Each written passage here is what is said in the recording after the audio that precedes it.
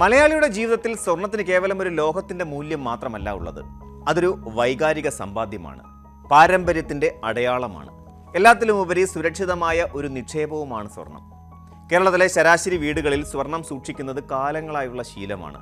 എന്നാൽ സമീപകാലത്ത് സ്വർണ്ണവില പവന് 1 ലക്ഷം രൂപയും കടന്ന് കുതിക്കുമ്പോൾ സാധാരണക്കാരെ അലട്ടുന്നത് വിലക്കയറ്റത്തെക്കാൾ ഉപരിയായി തങ്ങളുടെ പക്കലുള്ള സ്വർണത്തിന്റെ സുരക്ഷയെക്കുറിച്ചിട്ടുള്ള ആശങ്കയാണ്. വീടുകളിൽ സ്വർണം സൂക്ഷിക്കുന്നത് മുമ്പത്തേക്കാൾ അപകടകരമായ ഒരു സാഹചര്യത്തിലേക്ക് മാറിയിരിക്കുന്നു. ഇതാണ് നിലവിലെ സാമൂഹിക യാഥാർത്ഥ്യം. കേരളത്തിന്റെ സാമ്പത്തിക വ്യവസ്ഥയിൽ സ്വർണത്തിനുള്ള സ്വാധീനം ചെറുതൊന്നുമല്ല. വിവാഹമായാലും കുഞ്ഞുങ്ങളുടെ നൂലുകെട്ടായാലും സ്വർണം ഒരു അവിഭാജ്യ ഘടകമാണ്. സ്വർണ്ണവില കുതിച്ചുയരുമ്പോഴും ജുവലറികളിലെ തിരക്ക് കുറയാത്തത് ഇതിന്റെ തെളിവാണ്. സാമ്പത്തിക വിദഗ്ധർ സ്വർണത്തെ ഒരു സേഫ് ഹെവൻ നിക്ഷേപമായാണ് കാണുന്നത്. ഓഹരി വിപണിയിലോ റിയൽ എസ്റ്റേറ്റിലോ ഉണ്ടാകുന്ന അസ്ഥിരതകൾ സ്വർണത്തെ ബാധിക്കില്ല എന്ന വിശ്വാസം മലയാളിയെ കൂടുതൽ സ്വർണം വാങ്ങിക്കൂട്ടാൻ പ്രേരിപ്പിക്കുന്നു. എന്നാൽ ഈ സമ്പാദ്യശീലം കേരളത്തെ അന്തർ സംസ്ഥാന കവർച്ചാ സംഘങ്ങളുടെ പ്രധാന ലക്ഷ്യസ്ഥാനമാക്കി മാറ്റിയിരിക്കുകയാണ് എന്നത് ഗൗരവകരമായ ഒരു വസ്തുതയാണ്. സുരക്ഷാ പ്രശ്നങ്ങളെക്കുറിച്ച് സംസാരിക്കുമ്പോൾ കേരളത്തിലെ മാറുന്ന സാമൂഹിക പശ്ചാത്തലം നാം വിലയിരുത്തേണ്ടതുണ്ട്. ഇന്ന് കേരളത്തിലെ ഭൂരിഭാഗം വീടുകളിലും പ്രായമായ മാതാപിതാക്കൾ മാത്രമാണ് താമസിക്കുന്നത്. മക്കൾ ഉപരിപഠനത്തിനായോ ജോലിക്കായോ വിദേശത്തോ മറ്റ് നഗരങ്ങളിലോ ആയിരിക്കും. ഇത്തരത്തിൽ ഒറ്റപ്പെട്ട് കഴിയുന്ന വയോധികരുടെ വീടുകൾ മോഷണ സംഘങ്ങൾക്ക് എളുപ്പത്തിൽ ലക്ഷ്യം വയ്ക്കാവുന്ന ഇടങ്ങളായി മാറുന്നു. സ്വർണം വീടിനുള്ളിൽ എവിടെയെങ്കിലും ഒളിപ്പിച്ചു വെച്ചാൽ സുരക്ഷിതമായി എന്ന പഴയ ധാരണ ഇന്ന് തിരുത്തേണ്ടി വന്നിരിക്കുന്നു. ആധുനിക സാങ്കേതിക വിദ്യകൾ ഉപയോഗിക്കുന്ന കവർച്ചക്കാർക്ക് ഇത്തരം ഒളിവിടങ്ങൾ കണ്ടെത്തുക എന്നത് പ്രയാസകരമായ ഒരു കാര്യമേ അല്ല. ബാങ്ക് ലോക്കറുകളെയാണ് ഭൂരിഭാഗം ആളുകളും സുരക്ഷയ്ക്കായി ആശ്രയിക്കുന്നത്. എന്നാൽ ലോക്കർ സൗകര്യങ്ങൾ പരിമിതമാണെന്നതാണ് യാഥാർത്ഥ്യം. നഗരങ്ങളിലെ പ്രമുഖ ബാങ്കുകളിലെല്ലാം ലോക്കറുകൾക്കായി നീണ്ട കാത്തിരിപ്പ് പട്ടികയാണുള്ളത്. ഇതിനു പുറമെ ഓരോ വർഷവും വർദ്ധിച്ചു വരുന്ന ലോക്കർ വാടക സാധാരണക്കാരെ സംബന്ധിച്ചിടത്തോളം വലിയൊരു ബാധ്യതയുമാണ്. ചില ബാങ്കുകളാകട്ടെ ലോക്കർ അനുവദിക്കുന്നതിന് വൻതുക സ്ഥിര നിക്ഷേപം വേണമെന്ന നിബന്ധന കൂടി വെക്കുന്നുണ്ട്. ഇതോടെ വീടുകളിൽ തന്നെ സ്വർണം സൂക്ഷിക്കാൻ പലരും നിർബന്ധിതരാകുകയാണ്. ഈ ഗതികേടാണ് കവർച്ചക്കാർ മുതലെടുക്കുന്നത്. മോഷണ സംഘങ്ങളെ സംബന്ധിച്ചിടത്തോളം കേരളം ഒരു സ്വർണ്ണ ഖനി പോലെയാണ്. കുറച്ച് മാസങ്ങൾക്ക് മുമ്പ് കേരള പോലീസിന്റെ പിടിയിലായ ഒരു അന്തർ സംസ്ഥാന മോഷണ സംഘത്തിന്റെ മൊഴി ഞെട്ടിക്കുന്നതായിരുന്നു. എന്തുകൊണ്ടാണ് കേരളത്തെ ലക്ഷ്യം വെക്കുന്നത് എന്ന ചോദ്യത്തിന് കേരളത്തിലെ വീടുകളിൽ സ്വർണം ധാരാളമുണ്ടെന്നും അത് കണ്ടെത്താൻ എളുപ്പമാണെന്നുമാണ് അവർ മറുപടി നൽകിയത്.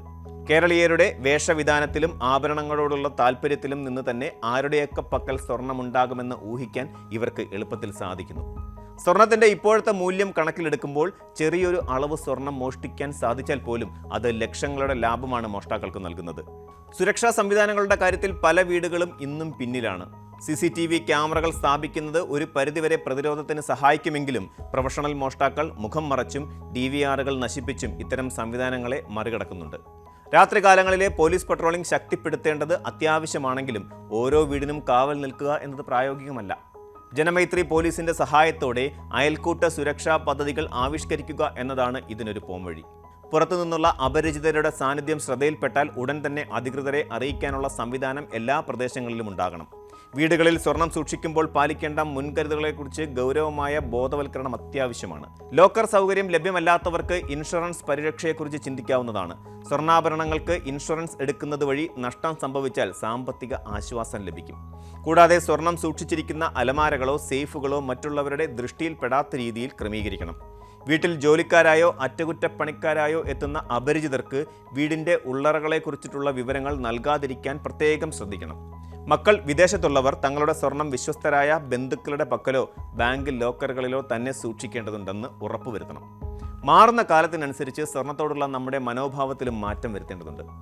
ആഭരണങ്ങളായി സ്വർണം വാങ്ങി വീട്ടിൽ വയ്ക്കുന്നതിന് പകരം ഗോൾഡ് EDF അല്ലെങ്കിൽ സോവേറിയൻ ഗോൾഡ് ബോണ്ടുകൾ അതുപോലെയുള്ള ഡിജിറ്റൽ സ്വർണ്ണ നിക്ഷേപങ്ങളിലേക്ക് മാറുന്നത് സുരക്ഷാ ഭീഷണി ഇല്ലാതാക്കും. നിക്ഷേപമെന്ന നിലയിൽ സ്വർണം വാങ്ങുന്നവർക്ക് ഇത് ഏറ്റവും മികച്ച മാർഗമാണ്. സ്വർണത്തിന്റെ വിലക്കയറ്റത്തിന് അനുസരിച്ചുള്ള ലാഭം ലഭിക്കുകയും മോഷണ ഭീഷണി ഇല്ലാതിരിക്കുകയും ചെയ്യുന്നു എന്നതാണ് ഇതിന്റെ ഗുണം. എന്നാൽ വിവാഹ ആവശ്യങ്ങൾക്കായി സ്വർണം വാങ്ങി വെക്കുന്നവർക്ക് ഇത്തരം നിക്ഷേപങ്ങൾ പൂർണ്ണമായും ഗുണകരമാകില്ല. സ്വർണ്ണവില ഉയരുന്നത് നിക്ഷേപകർക്ക് സന്തോഷം നൽകുന്ന കാര്യമാണെങ്കിലും അതുയർത്തുന്ന സുരക്ഷാ വെല്ലുവിളികൾ വിസ്മരിക്കാൻ കഴിയില്ല. കേരളത്തിലെ ഓരോ വീടും ഓരോ ലോക്കറുകളായി മാറുന്ന സാഹചര്യം മോഷ്ടാക്കളെ ഇങ്ങോട്ട് ആകർഷിക്കുന്നു. അതുകൊണ്ട് തന്നെ വിലയേക്കാൾ കൂടുതൽ സുരക്ഷയ്ക്കായിരിക്കണം നാം മുൻഗണന നൽകേണ്ടത്. സ്വന്തം സമ്പാദ്യവും ജീവനും സംരക്ഷിക്കാൻ ആധുനികമായ സുരക്ഷാ മാർഗങ്ങൾ സ്വീകരിക്കുന്നതിനോടൊപ്പം തന്നെ സ്വർണം കൈകാര്യം ചെയ്യുന്നതിൽ അതീവ ജാഗ്രത പുലർത്തുകയും വേണം. അശ്രദ്ധ വരുത്തുന്ന നഷ്ടം പണം കൊണ്ട് മാത്രം പരിഹരിക്കാൻ കഴിയുന്നതാകില്ല എന്ന തിരിച്ചറിവാണ് നമുക്ക് വേണ്ടത്.